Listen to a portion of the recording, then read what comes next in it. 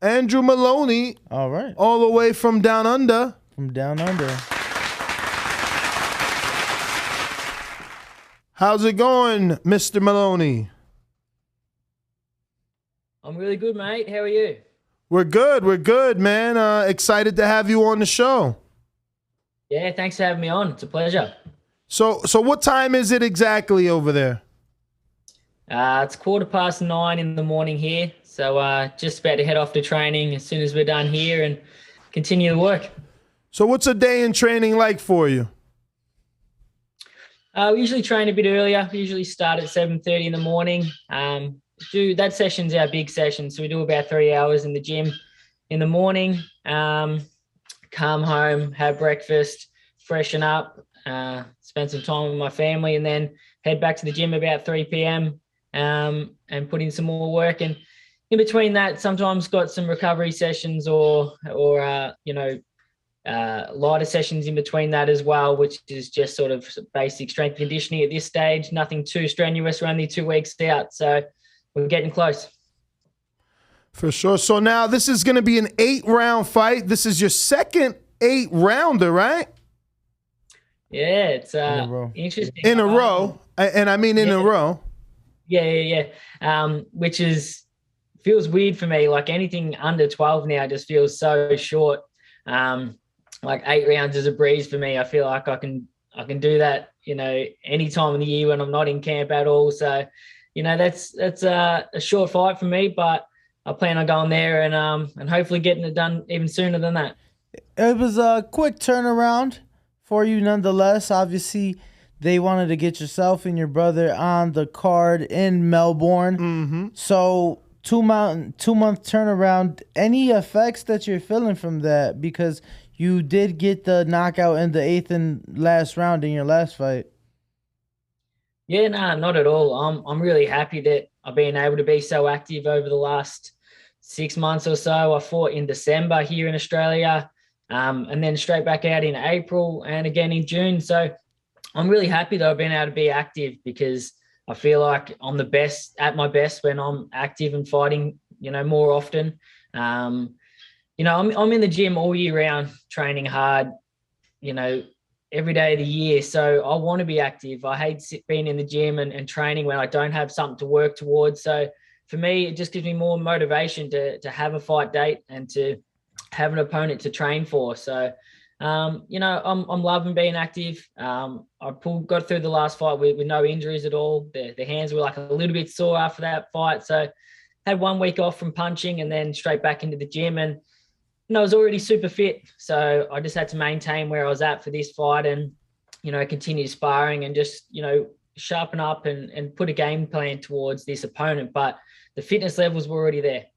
Now, do you think this is exactly what your body needed after those 26 tough rounds with Joshua Franco? Yeah, absolutely. I mean, more than anything, I want to be back at that level. I want to be fighting for world titles as soon as possible. So I just want to be climbing up those rankings and putting myself back into position to fight for a world title. So the best way to do that is to stay active and to keep climbing those rankings. So that's exactly what I'm doing. 115 is definitely heating up, but go ahead, Danny. I'm sorry. No, it is heating up, and I wanted to ask you about Joshua's brother, Jesse. Bam Rodriguez moved up and beat Carlos Cuadras, and now is fighting Soron Visay next month. What'd you make of him moving up and his performance and now staying at 15 versus where most people like myself thought he was going back down to 112? Yeah, that was impressive. Bam's a very good fighter. Quite a different style to Joshua Franco, but yeah, a very good fighter. I actually expected him to win that fight against Cuadras, which, got to give him credit, step up. I think it was 2 weight divisions to what he normally fights at and take that fight. Even though he was supposed to be on that card already, so he was already doing a training camp, but it was sort of last minute that he was thrown in there against Cuadras for the world title and, yeah, pulled off a great win. But, yeah, like you, I expected him to move back down in weight after that fight. But obviously, as you mentioned, there's so many big fights at super flyweight, so many big names in this division that probably made sense for him, especially financially, to stay in that division and defend his belt. So that's what he's doing. He says that he felt Sorumvisa deserved the opportunity given that he was originally supposed to be fighting, and is excited for a lot of big fights. How well do you think he compares in the division these days? Because I find the division really interesting. There's a lot of veterans like Chocolatito, like Estrada, like Cuadras in the division. Guys like yourself and your brother who, I feel like right now are still kind of at the peak of your career. And then up and coming guys like Joshua Franco and Bam Rodriguez. So how do you think he fares with everything going on in the division? Yeah, it certainly is a stacked division at the moment. And he's just becoming more and more stacked as guys like Bam move up and other guys come up from flyweight. I think that he beats Rungvisai. I think that he does it quite easily. Rungvisai carries a lot of power, but I don't think he's got the skills to be able to compare with Bam. I think Bam would just be too tricky, too smart, too clever for him in the ring. And I expect him to defend that title again. It's going to be interesting, his next step after that fight. I assume that it's going to be against someone like a Chocolatito or a Strata, which they're going to be the real test for him at that division. Absolutely. For you, though, after June 5th, what fight do you think puts you in position for a fight like maybe a Bam to where you could contend for a world title? Yeah, I mean, it's tough at this stage. I've just got to be a little bit patient, but I want to fight for a world title as soon as possible. So whichever champion I can get the opportunity to fight is what I want. I'm happy to fight any super flyweight in the world. I'm happy to travel to their backyard. I'm happy to do whatever it takes to have that opportunity. As we touched on there, it seems like the WBC situation is a little bit sort of tricky at the moment. They got a franchise champion in Estrada and a regular champion with Bam and mandatories that were due and things like that. So I think the quickest route for me to world title is probably through the WBO or IBF or even the WBA. I'm at number 5 as well. So my plan after this fight is to, if I can't get one of those champions, is to hopefully be in an eliminator next fight and to make myself mandatory for one of those champions. Absolutely. But first things first, June 5th, talk to us, Melbourne. They're saying 50,000, give or take, are expected. I'm hoping. I'm kind of going through a Bill Haney thing here. I'm hoping everything is clear and I can head down under. How excited are you to be able to perform in front of all those fans? Yeah, I can't wait. I'm so excited for this. It's going to be maybe the biggest show ever in Australian boxing history. They're expecting a massive crowd of somewhere between 50 and 60,000, which is just going to be huge. And I'm really grateful that I get to be part of this card alongside my brother and both showcase to Australia, what we can do in the ring, because we've been abroad for the last few years and fought mainly in the US for the last 3 years. So I sort of feel like we've been a little bit forgotten about here in Australia. So this is our opportunity to really showcase what we're all about and to then have all these fans then follow our journey going forward. And we're both going to be in really exciting fights on that night. I'm taking on Alexander Espinoza, who's from Nicaragua. He's a very good fighter. And for those who've seen him, he really comes to fight. He's going to come, bring a lot of pressure, throw a lot of punches.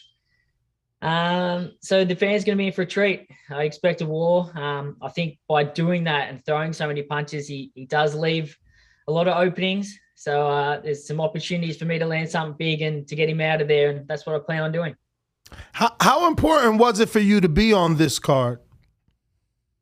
Yeah, it's extremely important. Although I love fighting in America, I still feel like that is the pinnacle of the sport. The big fights in America is what I dreamed about growing up. But I do still love fighting in front of my my hometown and my friends and family here in Australia. And I haven't really had the opportunity to do that much over the last few years. So it's important for me to do that because I enjoy it, but also, to keep a bit of a fan base here in Australia, which I do feel like we're being forgotten about a little bit over the last few years. So I want to remind the fans of, the skill that I have and the type of fighter I am. And you spoke about this being the biggest fight in Australian history. Would that make George the greatest Australian fighter if he gets this win and truly undisputes? Yeah, I mean, there's an argument there. There's, there's always an argument with who's the best from ever or at any time or any pound for pound list. But I think most people regard Jeff Fenech as the best Australian of all time at this stage.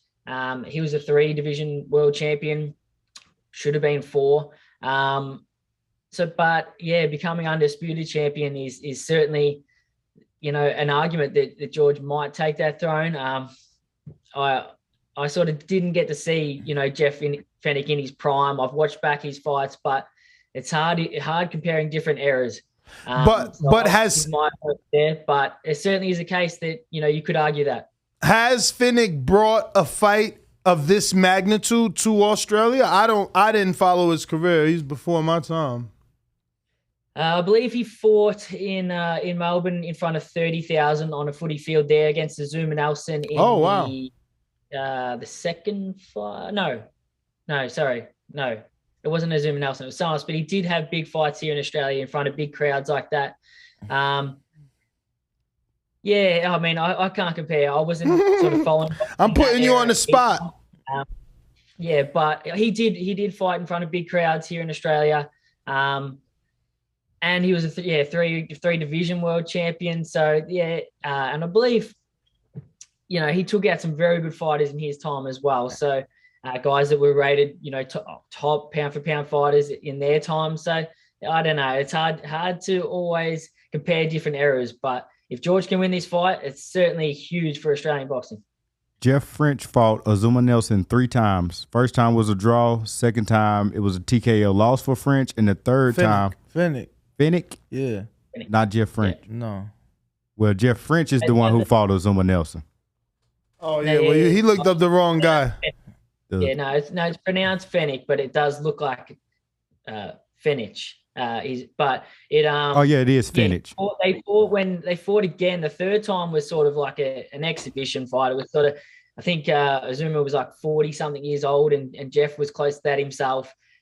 Sort of like an exhibition, I wouldn't classify that as a proper fight, but Jeff did win that fight. The third one in 2008.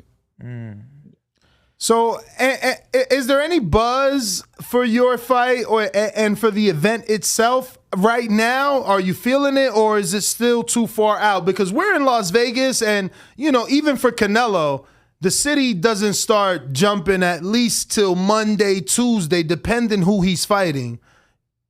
Yeah.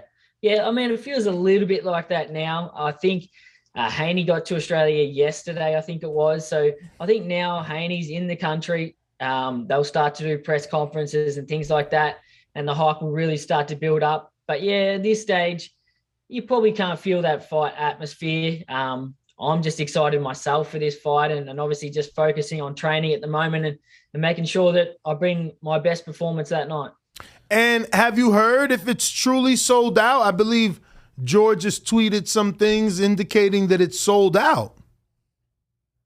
It's not quite sold out now. I know they have sold a lot of the sort of the main tickets on the floor area. It's in a huge stadium. It's in a football stadium. So all the floor tickets and sort of ringside tickets are all sold out, but there is still seats available in the stands.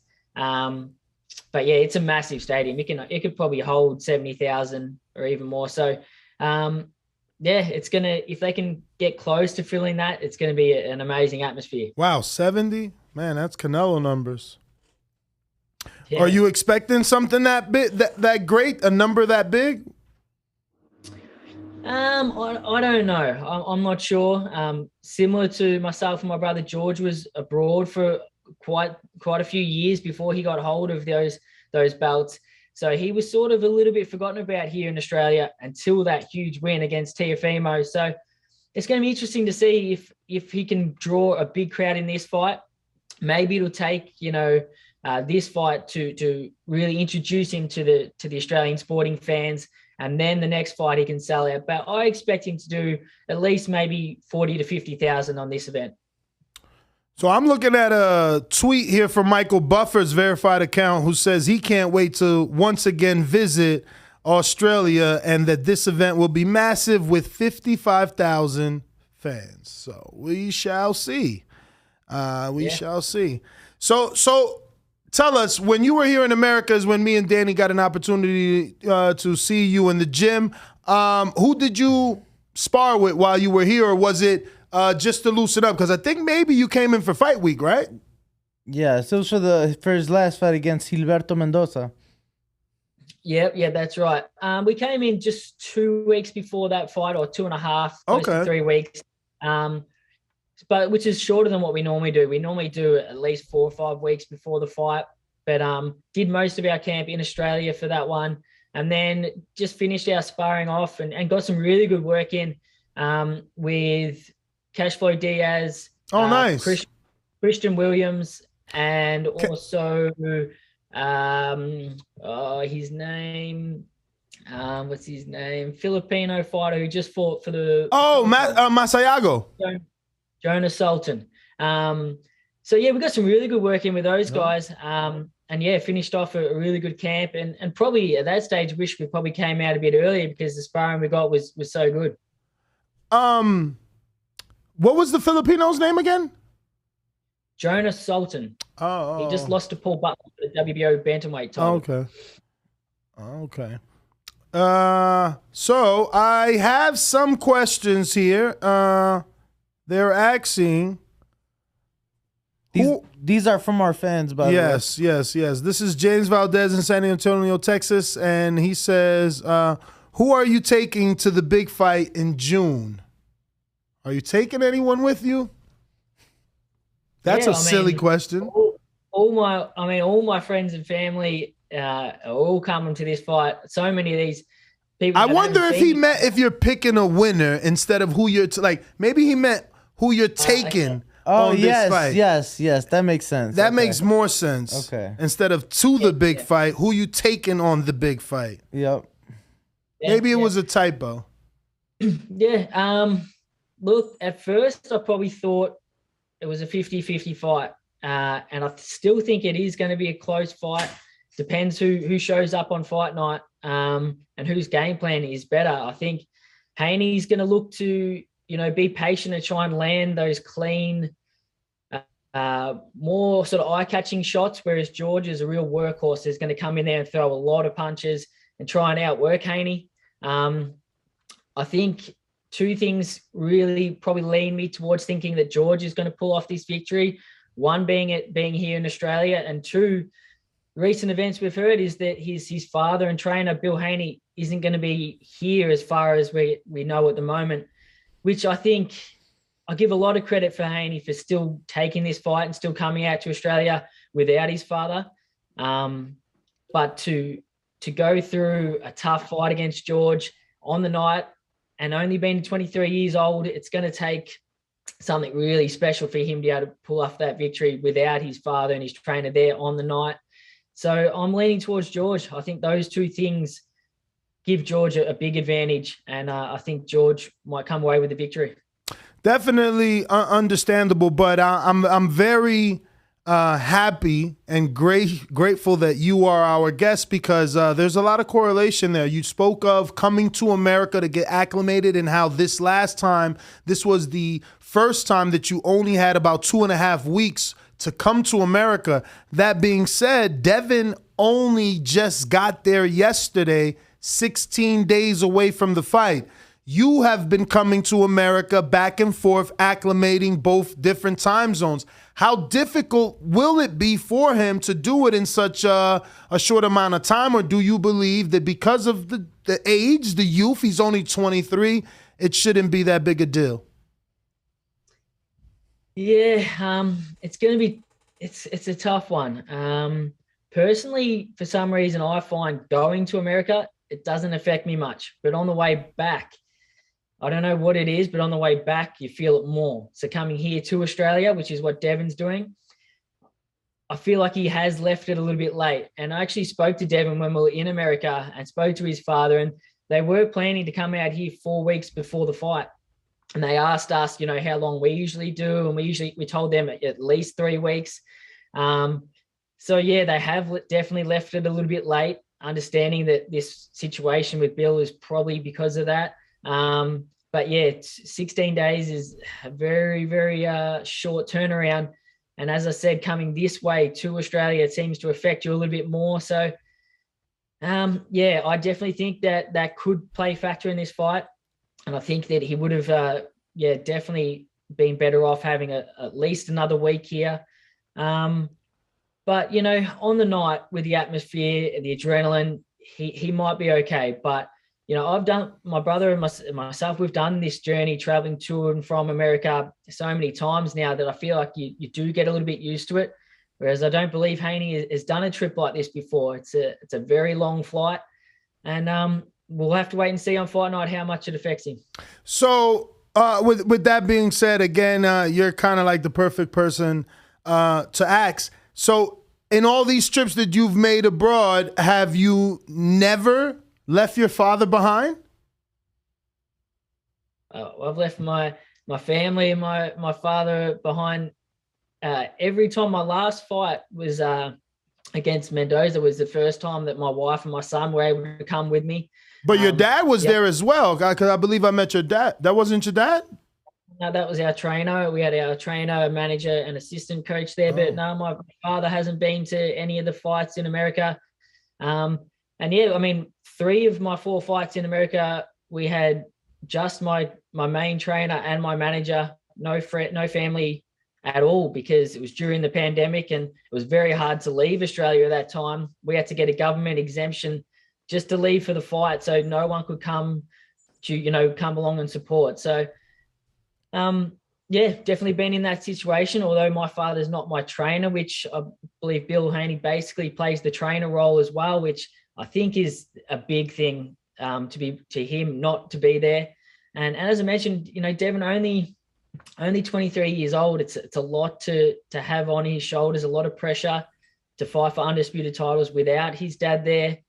For what I believe is the first time his dad hasn't been there at his fight. And without his second and Ben Davison as well. Yeah, that's right. And also to be traveling so far away from home, a huge crowd against him in a tough fight, and then to not have his trainers there. It's as I said earlier, if he pulls this victory off, I've got to give him, you know, so much respect, because that is a lot of pressure and a lot of stress for a young kid who's only 23 years old. Do you think, and I'm going to pass you to my co-host, I'm hogging you, I'm sorry, but do you think that he did more harm than good by bringing Yoel Judah, the father trainer of Zab Judah? Obviously, Australia has the history with Costa Zoo and the win over Judah. Will that help? Or will that affect them? Or do you think, you know, it doesn't matter outside noise? Yoel is an experienced trainer and should be able to fill in. And just to give you some background, we did speak to Bill regarding Yoel Judah. Zab is actually Devin's godfather. And so, you know, the Judah family and the Haney family are very close. So the familiarity with Yoel and Devin is what Bill was, you know, happy. Is banking on basically. Yeah, I did hear that, and I did know that Zab was actually Devin's godfather. So I assume that he's probably done a bit of work with Yoel before in the past.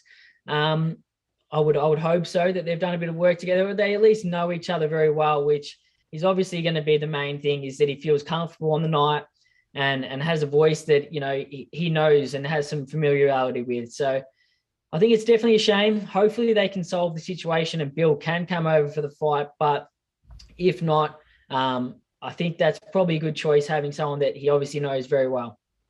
And last thing from me I wanted to ask you was, I saw Top Rank kind of sent out, I just want to understand if I read it correctly. So do you know, from what I read, it seems like Devin and George will be fighting to align with the nighttime in America, so it'll be the middle of the day out there. So it seems like there's going to be fights after the Devin and George fight. Is that correct? Can you confirm? Yeah, that's correct. So, you know, the whole time slot is set up towards you know, prime time American television on a Saturday night. So the fights are actually going to start at 10 a.m. on a Sunday morning here. Wow. The first undercard TV fights, I believe, are at 10 a.m. No. I believe that George and Devon's fight is going to be around 1:30 in the afternoon. And then my fight, actually, as well as maybe 3 or 4 other of the undercard fights, is actually going to be on after George and Devon Haney. So, yeah, unfortunately for me, I'm going to be after the main event because I really want to be able to watch that fight too. But I'll be warming up. But, the choice probably was to fight at like 8 o'clock in the morning or 9 o'clock in the morning or after the main event. And I don't want to be fighting that early in the morning. So I'm kind of happy that my fight's going to be on after the main event at a better sort of time. I'll probably be on about maybe 3 or 4 o'clock in the afternoon. So that suits me well. But yeah, it's a shame that my fight isn't going to be on the main portion of the card, which will be on ESPN in the States. I believe mine will be on ESPN Plus. But yeah, just really happy to still be a part of the card and to fight in front of such a huge audience here in Australia. Absolutely. It is a historical event. If that's all your questions, Danny, can you give out your social media, Andrew? And definitely, I don't know, is your brother just going to hop on? Or will he? Yeah. My brother, he'll be on a different link. Okay. He's at his place. He lives about 400 meters down the road. No worries, no worries. But, yeah, you can follow me at Andrew Moloney. Moloney spelled Moloney. I'm on, Instagram, Twitter, Facebook. Say the spelling one more time. It's actually M-O. So you got it wrong on the screen there. So you see man.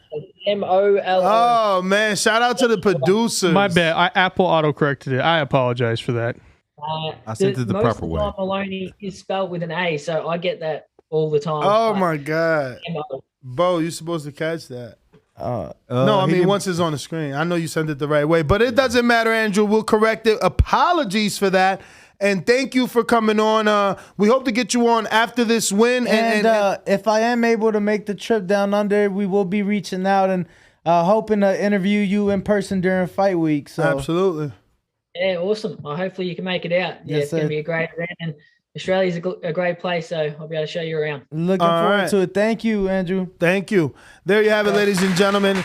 Andrew Moloney with 2 O's. 2 O's. Yo, if you enjoyed the video, feel free to hit the like, subscribe, and share. As always, if you want to support us to the next level, head over to the patreon.com/ThaBoxingVoice. We have tons of exclusive from Border Wars, Entitled, betting shows, the list goes on and on and on. But in addition to that, if you guys have questions for fighters, trainers, and promoters, this is where you can submit them. We will run out, get these questions answered, and put it back on the show just for you guys. Appreciate it. Peace.